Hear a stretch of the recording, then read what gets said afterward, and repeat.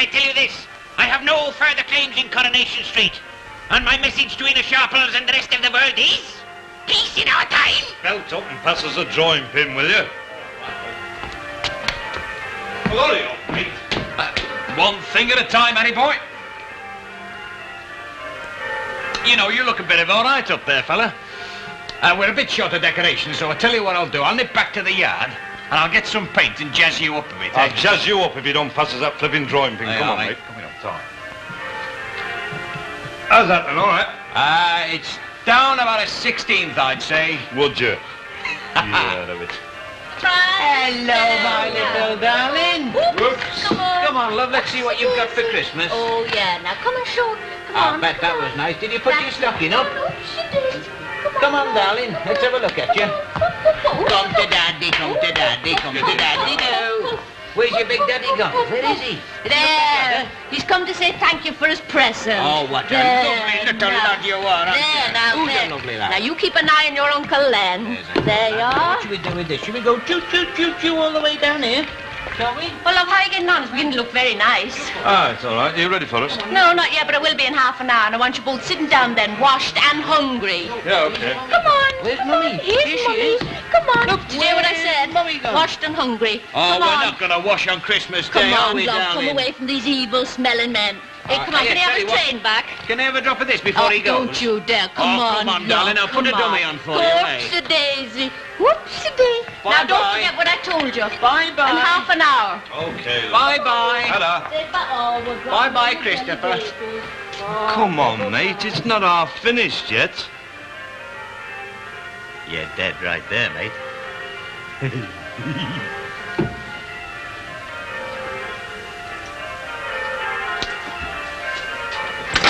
Merry Christmas. And to you, love. Can't stop. Got a house full.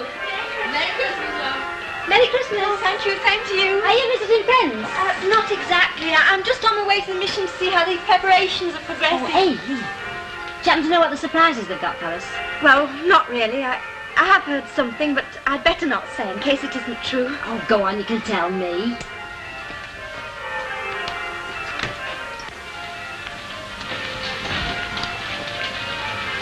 Yeah. Mr. Fairclough? I didn't know you were here. Yes. Hey, well, I tell you what, lovers, there's only the two of us here.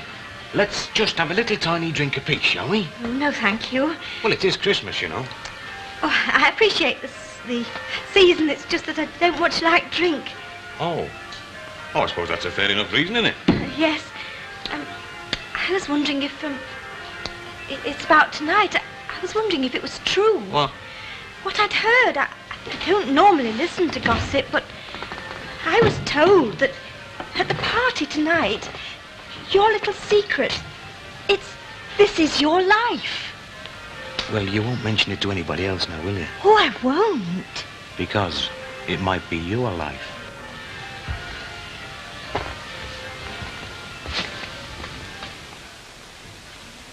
If every family in England bought a leg of pork this Christmas and said, blow your turkeys, it'd be £3 a pound next year. Why don't we do it? We did. We had pork. Oh, yes, of course. Needs more than us. Needs them as has money to stop spending it. By gum, you should have seen the pound notes changing hands on market yesterday. Still, you can't blame them, I suppose. If we had money, we wouldn't care a toss for them as hadn't. Right. There we are. That's done. Oh, thank you very much. Oh, it's the least we could do, Ina. That were a very nice dinner. Right, what's that? All right, we'll leave them be. I'll put them away later. Are you sure? Yeah, I'm quite sure. Come on and sit down.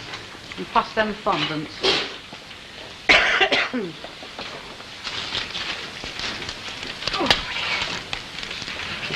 Pass one to me. Have a fondant, love. Nice. Hey, I'll bet he were only kidding. Oh, Dennis Tanner. I bet he were up to his old tricks. I don't know about him. You're up to yours. What are you on about? Well, he was talking to me about the party tonight. He said they were going to play a certain game. oh, I know about that. What did he say? Yes, that's what I heard. No need to whisper. I know and all. Oh, it's right then, is it? No reason why it shouldn't be. Did you happen to hear who it was going to be? I had heard it was you. Oh, some hopes of that. How did you hear that, Tina? There you are, you see. She's already up on that stage with all her family round her. Am I eckers like? It might be worth it to hear the true story of Lily and Will. I've no secrets. My life's an open book. How come you're one of few, then? Well, there are things in my life as I wouldn't like to come out, not in front of strangers. Then you'd better not go, then. Oh, it won't be me. Hey, suppose it's you, Ena. Well, I'd give them their money's worth, especially if they're sent to Australia for my cousin Letty. I'd tell her what I thought about her, and I wouldn't care who was listening.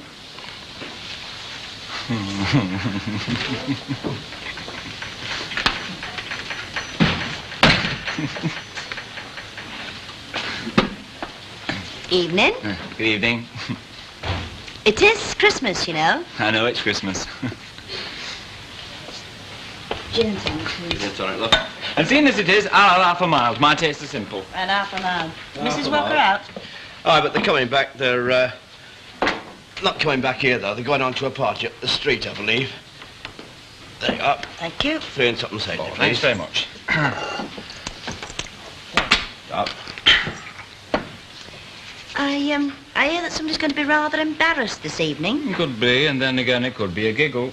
And I hear that you had something to do with preparing it. Well, I might have. What do you mean you might have? Well, so, you know how these Yes, things are. I know. You know, Only too well do I know. Who is it? You don't think I'm going to tell you, do you? No, but I'm going to tell you something. If it's me, no Americans. Have you ever wondered how much darker mild beer is than bitter? Merry Christmas. It's like behind the flaming goals at Everton, this, love. Hey, Len, don't say a word. Why? She's pumping. Oh, well, I won't say a dicky bird, mate. Dennis, Oh, sorry, love. guess what? I'm wanted on the phone. Right. Right. Have a drink, love. No, I'm still trying to get ready. But if you want to do something for me, tell Dennis that nowadays when the phone rings, I just pick it up and say, hang on, I'll get him for you. Do that. Well, she's got a sense of humour, any road.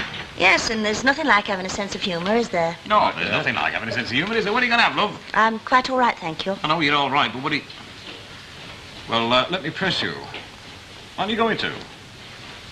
Well, cheer up, love. It may never happen. What are you doing here, anyway? You're supposed to be round at Hewitt's. I am. But I thought to myself, Len, you never know your luck. If you go down to the Rovers, there might be a nice little bit of crackle in there for you. Anyone particular in mind? Are you kidding? I'll have a gin and tonic. And I'll have a pint of Marley. Gin and tonic, pardon me. And as it's the festive season, darling, I shall escort you from the party tonight. And as you're fair on your mother's side, I'll let you. And look, it's such a long way from our house to the mission. Don't you think we ought to have a taxi? That would be very interesting, wouldn't it? Mm-hmm. It'll be 4 and 2, please. Aye, right, told it. 2, 4 and 2, and keep the change. Oh, thank you very much. Cheers. Blimey. Save my place and I'll have a rum. What do you mean, save your place and you'll have a Save run? my place and I'll have a rum.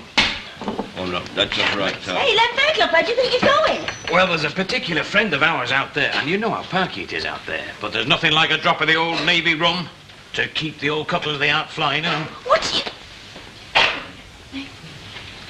Oh, listen, there hasn't been a tall fella coming here in a Navy uniform, a petty officer. No sailors round here tonight, love. Expecting one, are you? No, not really. Albert Tatlock! Albert! Come on, you knitted stairs. Come on, Albert. Right, about time and all. I'm freezing. Hey, get that down, you mate. You're doing a grand job, Albert. I reckon I'm enjoying it, if you ask me. You know, you wanted a younger fella on this job. When did they come in? I don't know. Your guess is as good as mine, but as soon as they all arrive, nip into the vestry there and tip us the wink, won't you? Yeah. You've got your list, haven't you? I've got my list. Right, fair enough. You're doing a grand job, Albert. Right, and when are you going to bring us another one of these? Not yet, because I've got a date round here.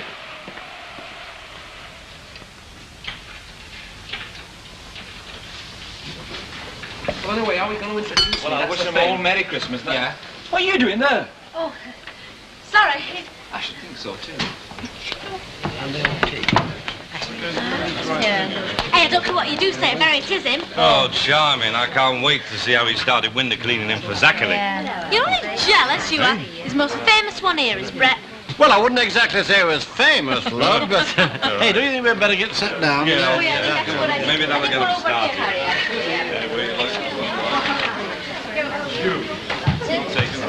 Hey, put that down. Hey, no, it is. Hello, how are you? Hey, get them all organised, mate, before it gets round the hall. I'm not a kid, you know. Ladies and gentlemen, would you please take your seats for the main attraction of this evening? Thank you. Right, whereabouts do you want to sit, love? Oh, it doesn't matter, love, anywhere. Well, behind Mr. and Mrs. Walker, if you like. Yeah, okay. I tell you what, you sit on outside, you'll be able to see better. Hey, I'll tell you what. I bet it's you. Oh, get away, we've not been in the street long enough. Hey, Mrs. Walker, what would you do if it was you? Me, love? I'd die. Ladies and gentlemen, I want to welcome all friends here tonight. Thank you. There are a few faces we don't know, but not to worry, because everybody's welcome. Just keep your eye on the door and don't let anybody else in. Right, now, before the main attraction this evening, just a few words from the man without whose generosity and appreciation of friendship none of us would have been here tonight. Tomorrow, the world may know him as Brett Falcon. You see, they've started already. Tomorrow, Brett Falcon, but tonight, Walter Potts. Told you so. Oh, no. Well, it's not him. Well, who is it then? Not you, it is. Well, thank you very much, ladies and gentlemen, for coming. And I'd just like to thank everyone who's helped me up the ladder of success. Don't forget I helped pass your bucket up. Well, now, just carry on and enjoy yourselves, and back to Mr. Tanner. Thank you, Walter. Ladies and gentlemen, this is the moment you've all been waiting for. Tonight, we're going to take a stroll down memory lane with someone from this audience. Someone you all know well. Now, I wonder who it could be. Keep walking. Good evening, Mrs. Turner. Merry Christmas, Mr. and Mrs. Walker. Good evening. Hello. Evening. Ah, Mrs. Linley, Miss Nugent. Oh, Mr. and Mrs. Booth, our latest newlyweds. Round of applause, please.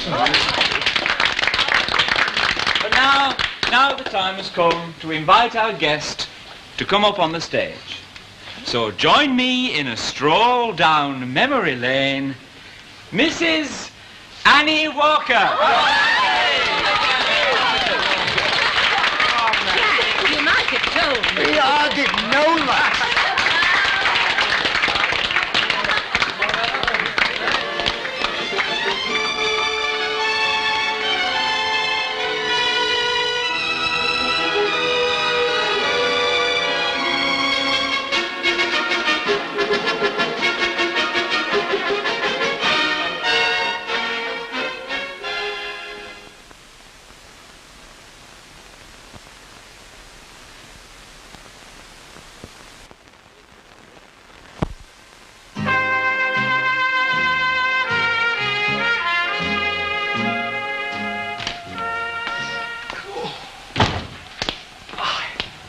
Hello, Mr. Tadlock. Dennis said to tell you when it was ready. Oh, right-o. Oh, you don't know Joan, do you? No. She's Mr. and Mrs. Walker's daughter. Oh. This is Walter Potts. How's you do? How do you do? Walter sings. Oh? Oh, well, better be getting back, eh? Yeah, right, yeah. We'll come in as soon as Billy comes. Oh, right-o.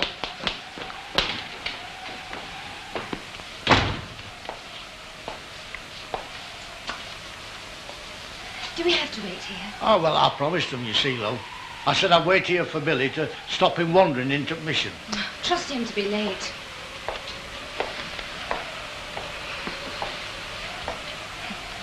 Doesn't change much, does it?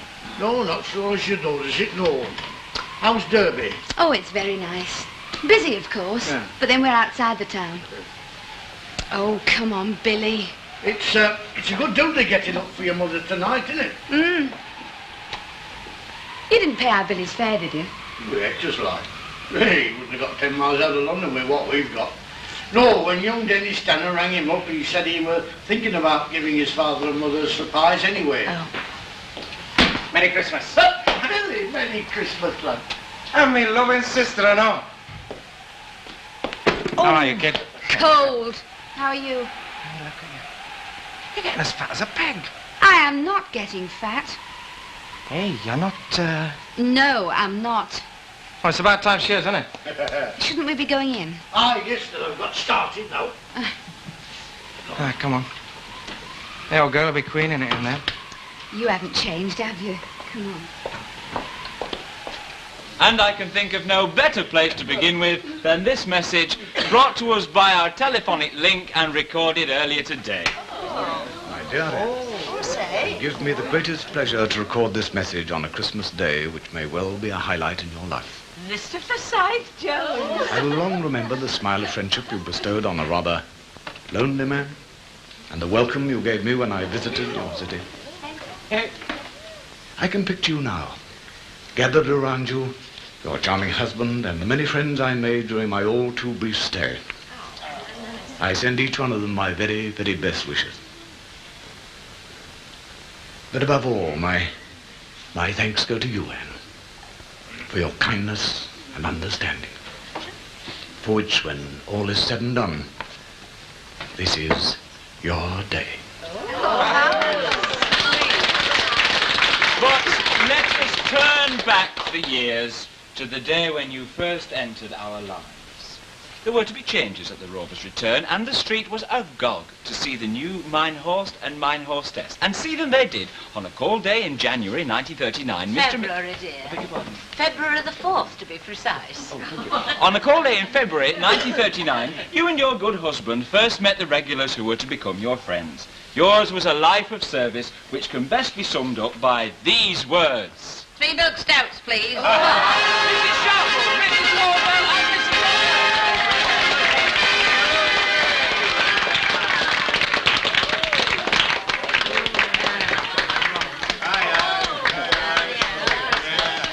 Now, Mrs. Caldwell, something peculiar happened that first night at the Rover's return. Can you tell us what it was? No, I Just a can't. minute. It was January, you know. Pardon, Mrs. Sharp. It was January when you moved in. It was February. All right, have it your own, Rob, but I'll still say it was January. Yes, Mrs. Caldwell, something peculiar happened that first night. Something unforgettable. Oh, yes. Oh. I forget what it was.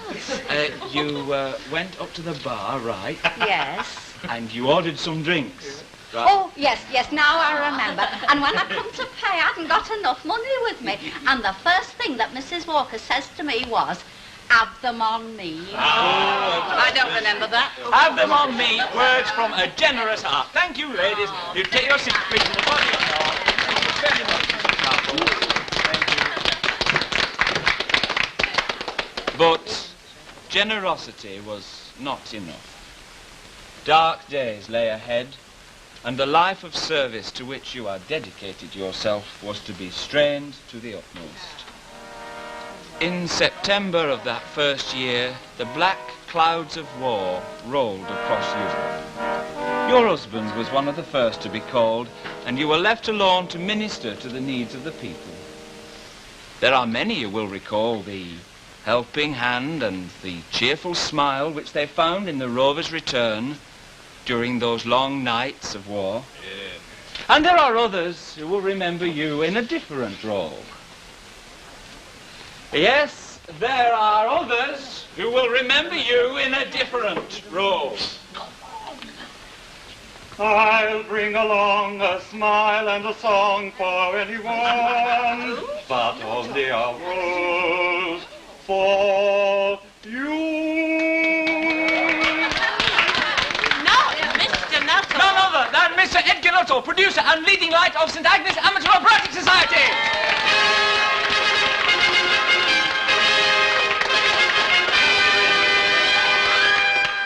Francois. I'll bring along a smile or a song for anyone, But only a rose. only a rose for you.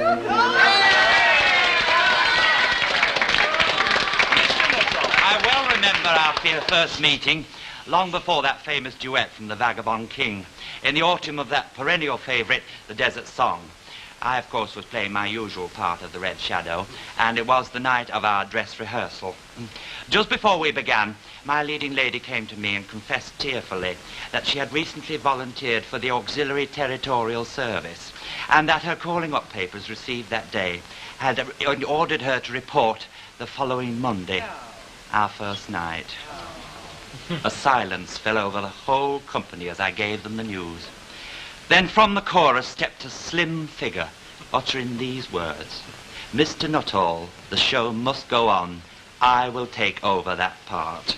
It was, of course, Anne. I auditioned her on the spot, and she was given the part, and need I say it was an unqualified success. And as a further reminder of that first night, we bring you this picture. Thank you, Mr. Nuttall. Thank you. Service to her customers. The harsh, demanding glare of the spotlight. These were not the only demands made on Mrs. Walker's time during the long years of war. The burden of motherhood had been placed upon her. Could we have the family pictures, please? And now, 200 miles from the Bluebell Garage, Chiswick, London, we bring you this voice. I don't care what they say about you, Mum. I think you're lovely.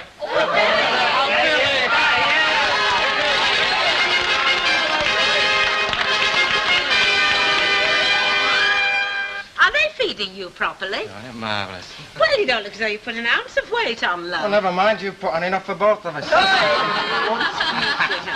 But families come and families go, and the first to leave Coronation Street was your daughter, Joan. But now, returning to the scenes of her childhood, is your daughter, Joan, from Derby.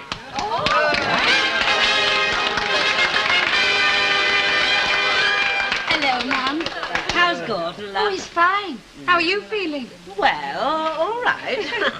And now, to complete the family, from the body of the all, your strong right arm over the years, Jack Walker. Of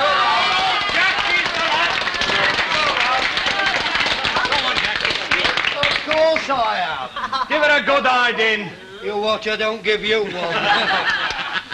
As we see you now, surrounded by your family, it is hard to picture the life of romance and glamour you've sacrificed for the cause of service. Let me go back then to the most glamorous day of your life with these words. I know that's not your real air, Lady Godiva, so watch out for this here low bridge coming up. He, if it whips your wig off, you won't have look a rating. The man who led the horse on which you rode as Lady Godiva during the co-op pageant of the ages, Mr. George Stubbins.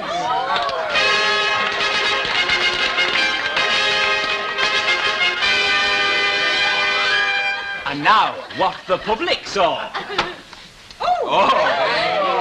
Now, Mr. Stubbins, what do you remember of that day? Oh, well, I remember we lost procession 3 times. I mean, when you're leading an horse with a naked woman on it, well, you're not going to spend much time looking where you're going. Thank you, Mr. Stubbins. Thank you very much. Now, only one surprise remains. We have followed Mrs. Walker's life from the moment she arrived in Coronation Street. Now, let us go back to that day. As Mr. and Mrs. Walker stand outside the public house, which is to become their home for many years, they hear this voice. Excuse me, are you the new beer lady? Esther Hayes. You're quite right, of course, Esther Hayes.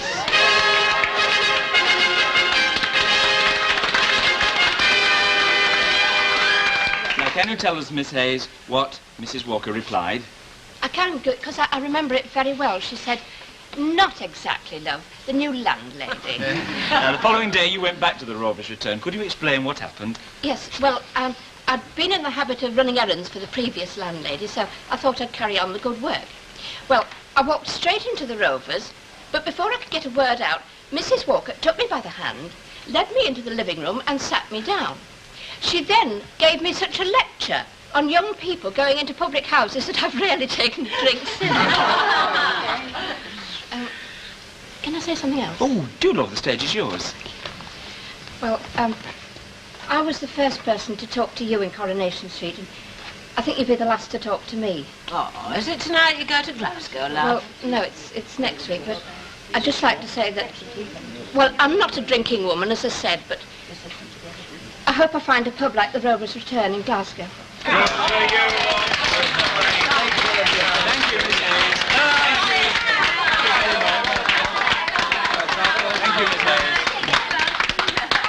Well, ladies and gentlemen, that is the end of our story. Annie Walker, publican, friend, wife and mother. This is your fascinating life.